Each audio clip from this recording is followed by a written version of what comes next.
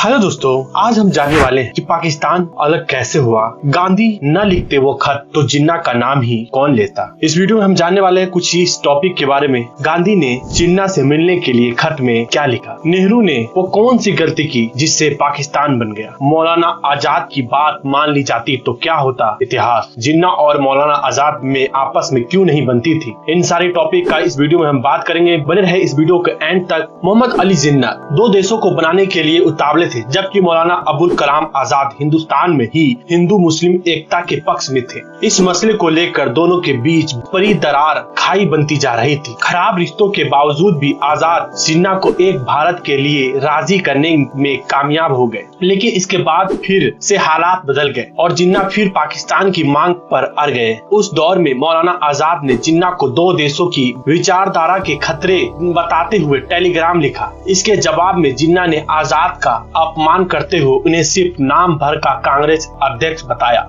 जिन्ना ने मौलाना आजाद को जवाब में लिखा, मैं आपके साथ ना तो कोई बात करना चाहता हूँ और ना ही कोई पत्राचार। आप भारतीय मुसलमानों का विश्वास खो चुके हैं। क्या आपको इस बात का अंदाजा है कि कांग्रेस ने आपको दिखावटी मुसलमान अध्यक्ष बनाया है। आप ना तो मुसलमानों का प्रतिनिधित्व करते हैं और ना ही हिंदुओं का। अगर आप में जरा भी आत्म सम्मान है तो आप कांग्रेस के अध्यक्ष पद से इस्तीफा दे दीजिए। यह उस वक्त की बात है जब आजाद दूसरी बार कांग्रेस के अध्यक्ष बने थे और जिन्ना की अलग मुस्लिम राष्ट्र बनाने की मांग जोर पकड़ चुकी थी। जिन्ना खुद को मुसलमान का नेता घोषित करने में कामयाब हो चले थे। आजाद कांग्रेस के सबसे बड़े मुस्लिम चेहरे थे, लेकिन मजहबी करवाहट बढ़ाने में जुटे जिन्ना ये मानने को तैयार ही नहीं थे। उन्हें यह बिल्कुल भी मंजूर नहीं था कि उनके अलावा मुसलमानों की नुमाइंदगी कोई और करे। मौलाना आजाद ने अपनी आत्मकथा India wins freedom books by Maulana Azad में लिखा, 20 के दशक की बात है। कांग्रेस छोड़ देने के बाद जिन्ना अपनी राजनीतिक अहमियत को खो चुके थे, लेकिन गांधी की बदौलत जिन्ना को फिर से भारतीय राजनीतिक में वापस आने का मौका मिल गया। भारतीय मुसलमानों का एक बड़ा तबका जिन्ना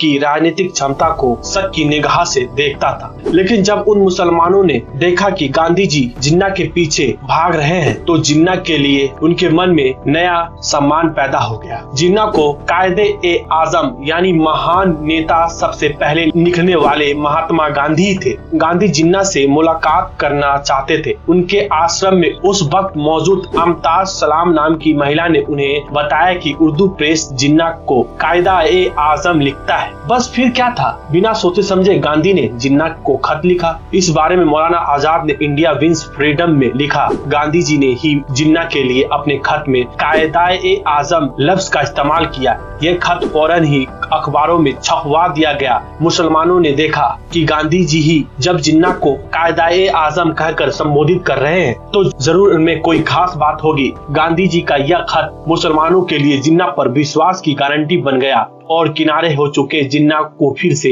राजनीति में चमकने का मौका मिल गया। गांधी जी का उन्हें जरूरत से ज्यादा अहमियत देना, बार बार उनके पीछे दौड़ना मुसलमानों में जिन्ना की जरे जम गया। मौलाना आजाद लिखते हैं कि जब 1944 में गांधी जी जिन्ना से मिलने जा रहे थे तो मैंने कहा था बड़ी गलती करने जा रहे हैं, और फिर जिन्ना ने इस सब का फायदा भी खूब उठाया। इस आधार के अलावा भी नेहरू और जिन्ना के बीच कुछ ऐसा हुआ कि जिसकी वजह से जिन्ना को टू नेशन थ्योरी को बल मिल गया। साल 1937 की बात है। मौलाना आजाद को उत्तरी राज्यों में कांग्रेस की सरकार बनाने की जिम्मेदारी दी गई थी। मौलाना आजाद ने उस वक्त उत्तर प्रदेश विधानसभा में मुस्लिम लीग के दो सदस्यों अली कुजमा और नवाब इस्माइल खां से बात की। उन दोनों को कांग्रेस की कैबिनेट में शामिल होने का न्योता दिया गया। दोनों इसके लिए तैयार भी थे, लेकिन तब कांग्रेस अध्यक्ष जवाहरलाल नेहरू ने तय किया कि मुस्लिम लीग को कैबिनेट में सिर्फ एक जगह ही दी जा सकती है। तब मौलाना आजाद ने नेहरू को मनाने के लिए गांधी जी की मदद मांगी। गांधी जी ने भी मुस्लिम लीग को दो सदस्यों को उत्तर प्रदेश में मंत्रिमंडल में शामिल करने की सिफारिश की, लेकिन नेहरू ने अपना फैसला नहीं बदला। दूसरी तरफ मुस्लिम लीग भी एक सदस्य के लिए राजी नहीं हुई। इस जीत बहस में कांग्रेस और मुस्लिम लीग के गठबंधन की जो कोशिश आजाद ने की वो विफल हो गई। आजाद लिखते हैं, ये वो मौका था जब नेहरू के रवैये की वजह से जिन्ना मुस्लिम लीग के उत्तर प्रदेश घटक का समर्थन बनाए रखने में कामयाबी मिल गई, जो कि एक समय में जिन्ना का साथ छोड़ने के लिए तैयार था। नेहरू के फैसले ने जिन्ना को उत्तर प्रदेश में पांव जमाने के लिए जमीन दे दी। 1937 में लीग कांग्रेस गठबंधन न होने पर एक सवाल चौधरी खलीकुज्जमा भी